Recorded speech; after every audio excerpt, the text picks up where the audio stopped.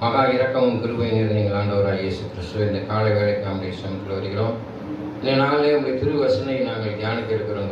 அடியானை மறைத்து பரிசுத்தாவினால் ஏற்பட்டு பிரசங்கம் பண்ண இருக்கிற தேவ வார்த்தை ஒளிபெருக்கு மூலமாய் ஆலயத்துக்குள்ளாக அமர்ந்திருக்கிற பிள்ளைகளுக்கும் ஆலயத்துக்கு வெளியே கேட்டுக்கொண்டிருக்கிற ஒவ்வொரு தேவ பிள்ளைகளுக்கும் அனைவரை முகநூல் மூலமாக யூடியூப் மூலமாக இந்த தேவ செய்தியை கேட்கிற பிள்ளைகளுக்கும் மிகுந்த ஆசீர்வாதமாய் மாற்றித்தர வேண்டும் என்று மீட்பெரும் லட்சியமாக இருக்கிற இன்ப இயேசு கிறிஸ்து நாமத்தில் வேண்டுகிறவர்களாவே ஆமென். ஹல்லேலூயா.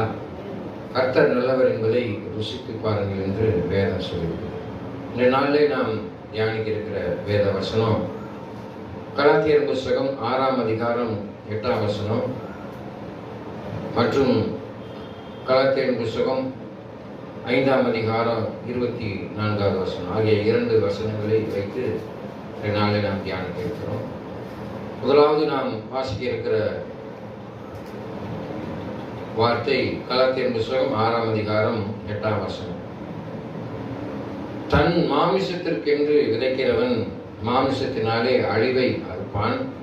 நல்லா தெரிஞ்சுக்கிட்டீங்களா? தன்னுடைய மாமிசத்திற்கென்று விதைக்கிறவன் மாமிசத்தினால் அழிவை அறுப்பான். ஆவிக்கென்று விதைக்கிறவன் ஆவியினாலே நித்திய ஜீவனை அறுப்பான் என்று சொல்லுவார்.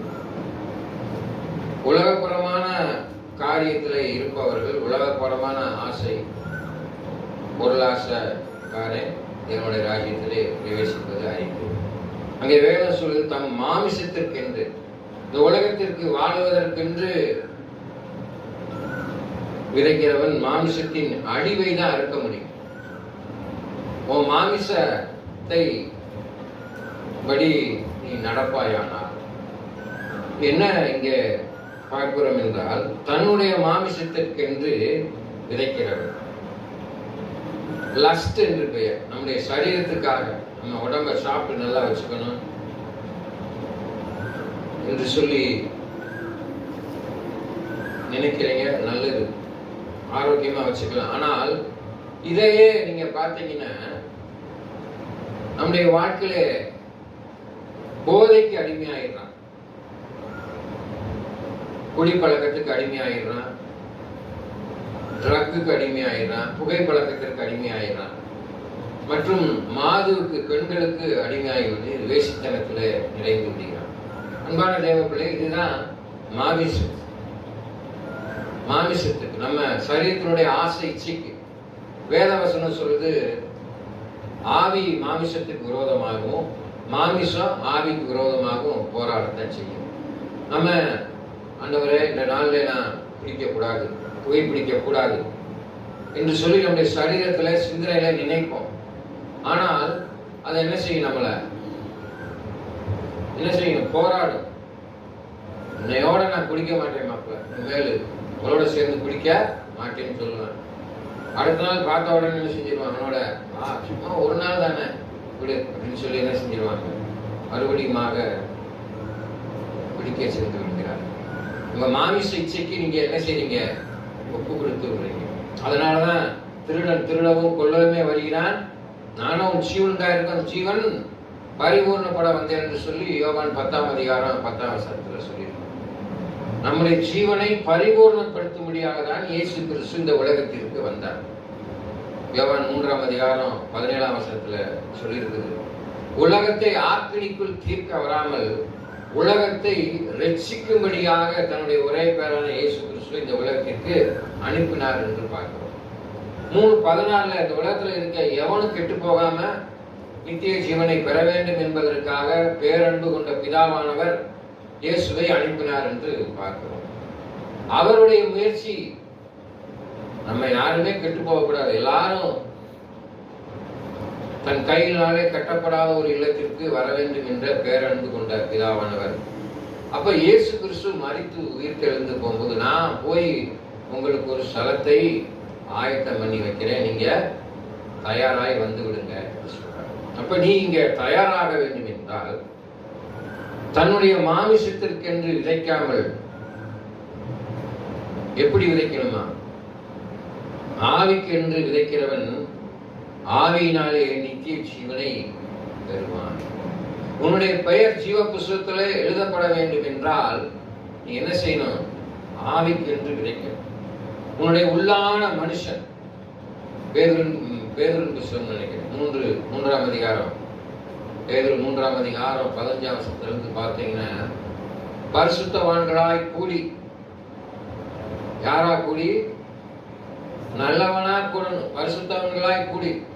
அதனாலதான் வேத வசனத்துல சொல்லி இருக்குது, பரியாசக்காரன் உட்காரும் இடத்தில் உட்காராமலும் இரவும் பகலும் வேதத்திலே தியானமாய் இருக்கிற மனுஷன் பாக்கியவான். பார்த்துருக்கீங்களா? சில பேர் சில இடங்கள்ல குட்டி சவரில் ஏறி உட்காந்துக்கிட்டு போற வாரவங்களை கிண்டல் பண்ணிக்கிட்டு கேலி செய்துக்கிட்டு இருப்பாங்க.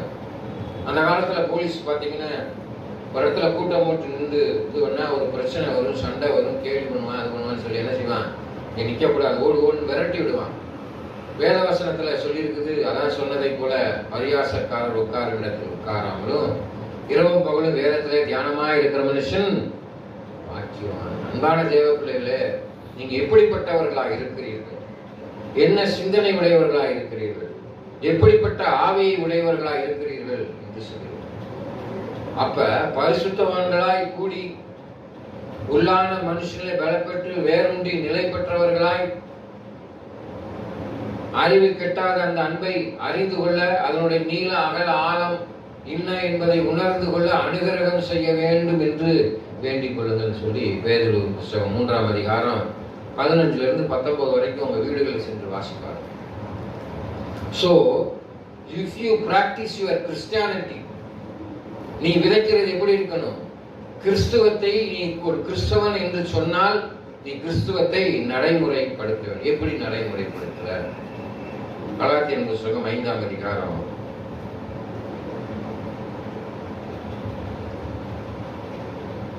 24ஆம் வசனத்துல வாசி பார்த்தீங்கன்னா அதுல தெளிவாக சொல்லு. கலாத்தியர் புத்தகம் 5ஆம் அதிகாரம் 24. கிறிஸ்துவை உடையவர்கள் தங்கள் மாமிசத்தையும் அதன் ஆசை இச்சைகளையும் சிலுவையில் அறைந்திருக்கிறார்கள் என்று சொல்லி, அதைத்தான் அங்க சொல்லியிருக்கு. ஆவிக்கால் விதைக்கணும். தன் மாமிசத்திற்கென்று விதைக்கிறவன் மாமிசத்தினால் அழிவை அறுப்பான்.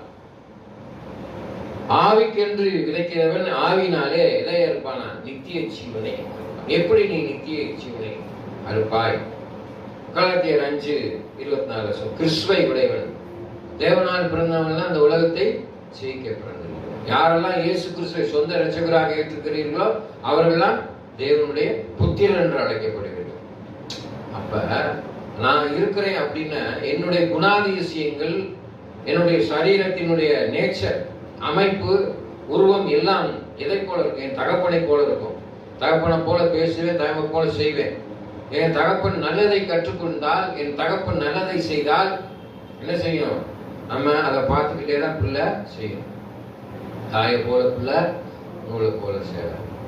Parents are the role model for the children. நம்ம என்ன செய்யறோம் அதை மிகவும் உற்று நோக்கி பார்த்து கொண்டு இருப்பார்கள். அப்ப இயேசு கிறிஸ்து உடையவர்கள் தங்கள் மாமிசத்தையும் அதன் ஆசை இச்சைகளையும் சிலுவையிலே அறையணும். ஆவியில நீ விதைத்து நித்திய ஜீவனை பெற வேண்டும் என்றால் ஆசை இச்சை எல்லாவற்றிலும் என்ன செய்யணும்? சிலுவையிலே அறைய வேண்டும். என்ன ஆசை இச்சை? உலகப்புறமான காரியம், அழிவின் பாதையை நோக்கி போகாதபடி நித்திய வாழ்வை நோக்கி போகணும். அதான் சொல்லிடுது. சிலுவை குறித்த உபதேசம் கெட்டு போறவர்களுக்கு பைத்தியமா இருக்கிறது, ரட்சிக்கப்படுபவர்களுக்கோ தேவ பலனா இருக்கிறது. எதுக்கு? ரட்சிக்கப்படுபவர்கள். அப்ப சிலுவையை குறித்து தான் இப்ப சொல்றோம். ஒவ்வொரு நாளும் என்னுடைய செய்தியில பாத்தீங்கன்னா இயேசு கிறிஸ்துவை தான் சொல்லுவேன். எல்லாத்தையும் சொல்லிட்டு இயேசு தான் முக்கியம். இன்னைக்கு இயேசுவை குறித்து, பாவத்தை குறித்து, ரட்சிப்பை குறித்து, மனமாற்றத்தை குறித்து பிரசங்கிக்கப்பட வேண்டும். ஜனங்களுக்குள்ளாக இன்னைக்கு மாற்றம் ஏற்பட வேண்டும் என்றால் இந்த 3 காரியங்கள் பிரசங்கிக்கப்பட வேண்டும். பாவத்தை குறித்து, ரட்சிப்பை குறித்து, மனமாற்றத்தை குறித்து தேவ பிள்ளைகளுக்கு சொல்லணும். எப்படி சொல்லணும்? அப்ப இயேசு கிறிஸ்து உனக்குள்ள இருப்பாரனால் பாவம் செய்ய முடியாது. தெய்வம் உனக்குள்ள இருக்குன்னா பாவம் செய்ய முடியுமா? செய்யவே முடியாது. அப்ப தெய்வம் இல்லாம போவதற்கான வழிகளை பிசாசானவன் என்ன செய்யறான்? நம்மிடத்துல காண்பித்து கொண்டு வர. அதுதான் ஆண்டவர் சொல்றார், நானே இயேசுவே வழியாக இருக்கிறேன், சத்தியமாக இருக்கிறேன், ஜீவனாக இருக்கிறேன், அழிவில்லாத வாழ்வை பெற்றுக்கொள்ள வேண்டும் என்றால் நான் உனக்கு நடத்த வேண்டிய வழியின்படி நீ நடக்கணும். எப்படி நடக்கிறோம்? இன்னைக்கு நம்ம யோசிச்சு பார்க்கணும்.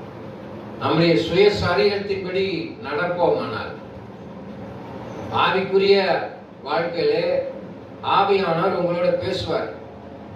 பரிசுத்த ஆவியானவர், நான் உங்களுக்கு ஒரு தேற்றவாளனை விட்டு செல்கிறேன் என்று சொல்லி அங்கே இயேசு கிறிஸ்து பரமி ஏறும்போது சொல்வார். அப்ப ஆவியானவர் தான் நம்மளுக்கு எண்ணமாக, அறிவாக, செயலாக இருந்து செயல்படணும். ஆவியானவர் உனக்குள்ள இல்லைன்னா, அதான் சொன்னேன் பார்த்தீங்களா, உள்ளான மனுஷனில் பலப்பெற்று வேரூன்றி நிலை பெற்றவர்களாய் ராஜரீக பிரமாணமாகிய உன்னை போல் பிறரை நேசி என்ற அன்பை பெற்ற பிள்ளைகளாய் இருக்கணும். அன்பு சகலத்தையும் தாங்கும், சகிக்கும் என்று சொல்லியிருக்கு. எத்தனை பேருக்கு இன்னைக்கு அன்பு இருக்கு? இயேசு கிறிஸ்து அன்பை பெற்ற பிள்ளைகளாய் இருக்கிறீர்களா? அன்பு இன்னைக்கு மாறி போச்சு. அல்லையா? அன்புக்கு இலக்கணம் சொல்ல போனா, விளக்கம் சொல்ல போனா அது வேற மாதிரி போகுது. அசிங்கம், காமம், விகாரம், இப்படித்தான் இருக்கு அன்பு.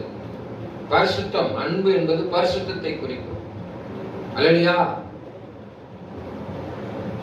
எல்லாமே இன்னைக்கு மாயா, இச்சை. மனுஷன் இச்சையினால் இழுக்கப்படுகிறான். மாமிச இச்சை, சிந்தனையில இச்சை, பேச்சில இச்சை, செயல்பாட்டில இச்சை. இப்படிப்பட்ட இச்சைகளை நாம் என்ன செய்யக்கூடாது? மாட்டி விடக்கூடாது. அதனாலதான் சொல்றாரு, கிறிஸ்துவை உடையவர்கள் தங்கள் மாமிசத்தையும் அதன் ஆசை இச்சையையும் என்ன செய்யணுமா? சிலுவையிலே அறைந்து இருக்கிறார். அறையணும். இயேசு கிறிஸ்து சிலுவையிலே அறைந்ததனுடைய நோக்கம் என்ன? சிலுவையிலே வெற்றி சிறந்தார் என்று பார்க்கிறோம். பாவத்தின் சின்னமாகிய சிலுவையை வெற்றியின் சின்னமாக இயேசு கிறிஸ்து மாற்றினார். அந்த காலத்துல கொலையாரன், கொள்ளக்காரன், கற்பழிச்சவன் எல்லாத்தையும் என்ன செஞ்சாங்க? சிலுவையில அறைந்து கொன்றாங்க. இயேசு கிறிஸ்து பாவம் அறியாதவராக இருந்தார். அவரையும் சிலுவையிலே அறைந்தார். பரபாசை சிலுவையிலே அறையும் சொன்ன போது அவனை விடுதலை செய்யுங்க, இயேசுவை சிலுவையில் அறையும் சொல்லி ஜனங்கள் கட்டினார்கள். அன்பான தேவ பிள்ளைகளே, பாவம் அறியாத இயேசு கிறிஸ்து இந்த சிலுவையிலே அறையுண்டு தன் இரத்தத்தை சிந்தி மனுஷனுடைய சகல பாவங்களையும் சுத்திகரித்தார். இயேசு கிறிஸ்துவின் இரத்தம் சகல பாவங்களை நீக்கி சுத்திகரித்தது. அதுக்காக இந்த சிலுவையை பிசாசு சிலுவையில எல்லாவற்றையும் அவங்க சொல்லிட்டு தங்கள் மாமிசத்தின் அதன் ஆசை இச்சைகளையும் சிலுவையிலே அறையும். நான் உங்களுக்கு சொல்லுவேன், கிறிஸ்தவனா இருக்க எல்லாமே இந்த வார்த்தையை விசுவாசிக்கணும். வேத புத்தகத்துல கலாத்தியர் புத்தகம் 2:20 சொல்லப்பட்டிருக்கு, கிறிஸ்துவுடனே சிலுவையிலே அறையப்பட்டேன், ஆயினும் பிழைத்திருக்கிறேன், இனி நான் அல்ல, கிறிஸ்துவே எனக்குள் பிழைத்திருக்கிறார். இப்பொழுது நான் மாமிசத்திலே பிழைத்திருப்பது எனக்காக தம்மை தாமே கொடுத்த தேவனுடைய குமாரனை பற்றியான விசுவாசத்திலே பிழைத்திருக்கிறேன். இயேசு எனக்காக சிலுவையிலே என் பாவங்கள் எல்லாவற்றையும் சுமந்து தீர்த்தார் என்றுவார்.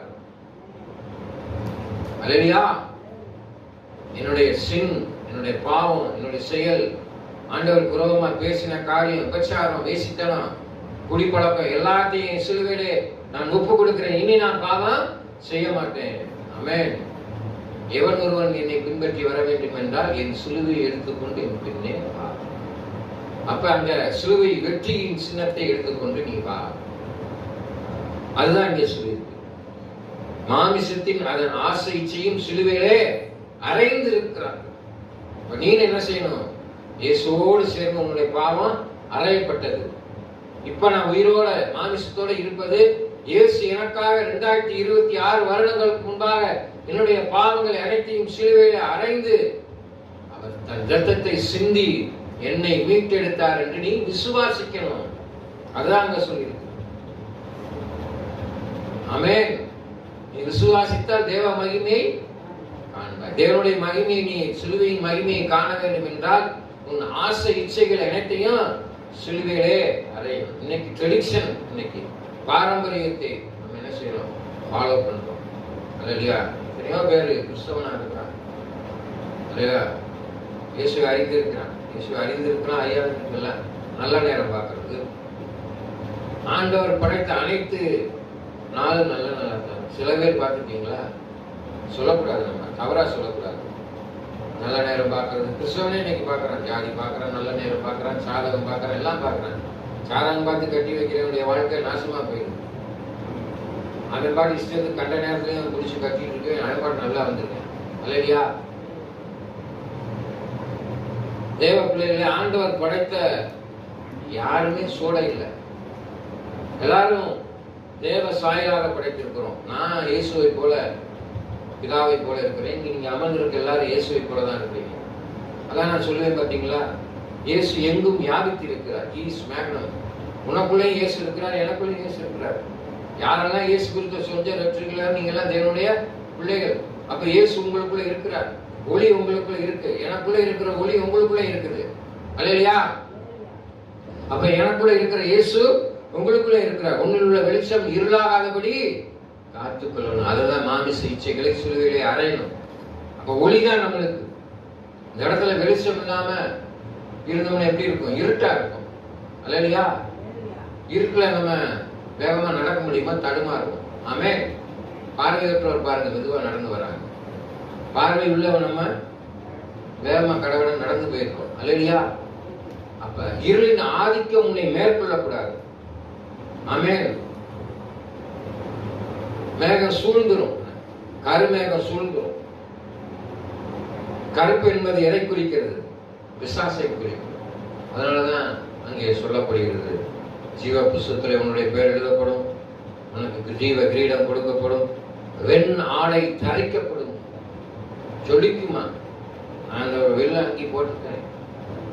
ஆமென். மனுஷன் வெளித்தோற்றத்தை பார்க்கிறார், கர்த்தரோ உன் இருதயத்தை பார்க்கிறார். வெள்ளை அடிக்கப்பட்ட கல்லறையாய் இருக்காதீங்க. உள்ள சுத்தமா இருக்கணும். நான் வெள்ளையா அங்கி போட்டா மாத்திரம் கூடாது. என்னுடைய பேச்சிலே, என்னுடைய செயல்பாட்டிலே, என்னுடைய நடத்தைகளே, என்னுடைய குணாதிசயங்களே, என்னுடைய அனைத்தையும் ஆசை இச்சைகளை அனைத்தையும் சிலுவையிலே அறைந்தவனாய் காணப்பட வேண்டும். நான் உங்களுக்கு போதிக்கணும்னா பகுத்தறிந்து என்ன செய்யணும்? போதிக்கணும். நீங்கள் ஆக்கினைக்குள் தீர்க்காதபடி போதகர் ஆகாதிருங்கள். ஆமென். நான் உங்களுக்கு காரியம் சொல்லணும்னா நான் சொல்லுவேன், பார்த்தீங்களா? உங்களை நீட்டி ஒரு கை பண்ணீங்கன்னா பெரிய ஓகேனா அப்படின்னு சொல்றதுக்கு முன்னாடி இந்த 3 விரல் உங்களை சொல்லிப்பாங்க. ஒரு விரல் ஆள்காட்டி விரல் மணி மற்றவனை காமிச்சேன்னா 3 விரல் உன்னை நோக்கி இருக்கு. நீ கரெக்டா இருந்தா அடுத்தவனை கரெக்டா சொல்ல முடியும். ஆமா, அது பெரிய ஓகே அப்படின்னு சொல்ல வந்துட்டான். இவனே ஒரு குடியார பையன் அப்படின்னு சொன்னா எப்படி இருக்கும்? சொல்ல முடியுமா? ஏதாவது ஒரு புத்தி சொல்ல முடியுமா? நம்ம கரெக்டா நடந்துட்டானா அடுத்தவனுக்கு கரெக்டா நடக்க சொல்ல முடியும். இல்லைன்னா ஒண்ணுமே சொல்ல முடியாது. அதைத்தான் இங்கே சொல்லியிருக்கிறார் வேதவசனத்துல. அங்கே சொல்லியிருக்கு, மாமிசத்திற்கென்று விதைக்கிறவன் மாமிசத்தின் அழிவை தான் இருப்பான். அழிவு, அக்கினியும் கந்தமும் நிறைந்திருக்கிற இடத்துக்கு தான் போக முடியும். ஆனால் இங்கே சொல்லியிருக்கு, ஆவிக்கு என்று விதைக்கிறவன் ஆவியினாலே நித்திய ஜீவனை அறுப்பான். எப்படி அந்த நித்திய ஜீவனை அறுப்பீர்கள் என்றால், கிறிஸ்துவை உடையவர்கள் தங்கள் மாமிசத்தையும் அதன் ஆசை இச்சைகளையும் சிலுவையிலே அறைந்திருக்கிறார். நீங்க சிலுவையில எல்லாத்தையும் ஒப்பு கொடுத்துட்டீங்கன்னா, இயேசு இந்த கலாத்தியர் 2 விசுவாசித்தீர்கள் என்றால் உங்களுடைய வாழ்க்கையில நித்திய ஜீவனை பெற்றுக்கொள்ள முடியும். இயேசுவை யாரெல்லாம் பின்பற்றி செல்கிறோமோ அவர்களெல்லாம் தேவராஜ்யத்தை சுதந்திரிக்கும். என்னுடைய வாழ்க்கையில நான் இயேசுவை ஏற்றுக்கொண்டபொழுது ஒரு விபத்திலே நடந்தது. அந்த விபத்திலே நான் இயேசுவை ஏற்றுக்கொண்டவுடைய வசனம் என்னிடத்துல ஆண்டவர் பேசின காரியம் யோவான் 14:6. நானே வழியும் சத்தியமும் ஜீவனுமா இருக்கிறேன், என்னை அல்லாமல் ஒருவனும் பிதாவிடத்தில் வரான் என்று சொல்லியிருக்கப்ப, இயேசுவை நீங்கள் இறுக பிடித்துக் கொள்வீர்களானால் நிச்சயமாக என்ன செய்ய முடியும்? நித்திய ஜீவனை சுதந்திரித்துக் கொள்ள முடியும். அப்ப இயேசு இருந்தால் உங்க ஆசை இச்சைகளை சிலுவையிலே அறைவது லெகுவாக இருக்கும். அப்ப நீங்க விசுவாசிக்கணும், எனக்காக இயேசு என் ஆசை இச்சைகளுக்காக, என்னுடைய பாவங்களுக்காக, என்னுடைய சாபங்களுக்காக, என்னுடைய முன்னோர்கள் செய்த சாபங்களுக்காக, தன்னுடைய ஆசை இச்சைகள் எல்லாவற்றிற்காக இயேசு கிறிஸ்து சிலுவையில் எனக்காக அறையப்பட்டார். இப்பொழுது நான் இயேசுவை ஏற்றுக்கொண்டேன், நான் விசுவாசிக்கிறேன், என் பாவம் கழுவப்பட்டது, நிச்சயமாகவே முடிவுண்டு, என்னுடைய நம்பிக்கை வீண் போகாது, நான் தேவ ராஜ்யத்தை சுதந்திரித்துக் கொள்வேன். கர்த்தரின் விண்ணப்பத்தை கேட்டார், நிச்சயமாக என் ஜெபத்தை ஏற்றுக்கொள்வார் என்று விசுவாசித்தீர்களானால் தேவ மகிமையை காண முடியும். கண்களை மூடி ஜெபம் செய்வோம். மகா இரக்கமும் கிருபையும் நிறைந்த ஆண்டவராகிய இயேசு கிறிஸ்து, இந்த நாளில் நாங்கள் வேதங்களை வாசித்தோம், வேதத்தில் உள்ள வசனத்தை தியானித்து வந்தோம். அந்த வேத வசனத்தின்படி எங்கள் ஆசை இச்சைகளை சிலுவையில் அறைந்தவர்களாய் ஆவிக்குரிய வாழ்க்கையில் நாங்கள் நிலைத்திருக்க கிருபை செய்யுங்க தகப்பனே.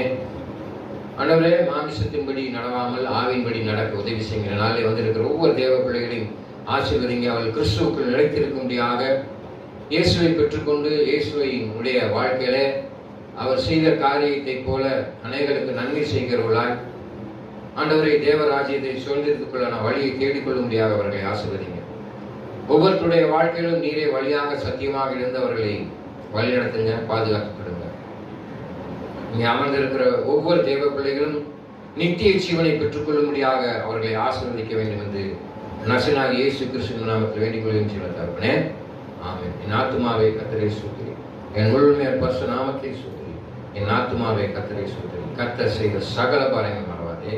ஆமென். நம் ஆண்டவராகிய இயேசு கிறிஸ்துவின் கிருபையும் பிதாவாகிய தேவனுடைய அன்பும் பரிசுத்த ஆவியான அன்பினையும் இப்பொழுதும் சதா காலம் இருப்பதாக.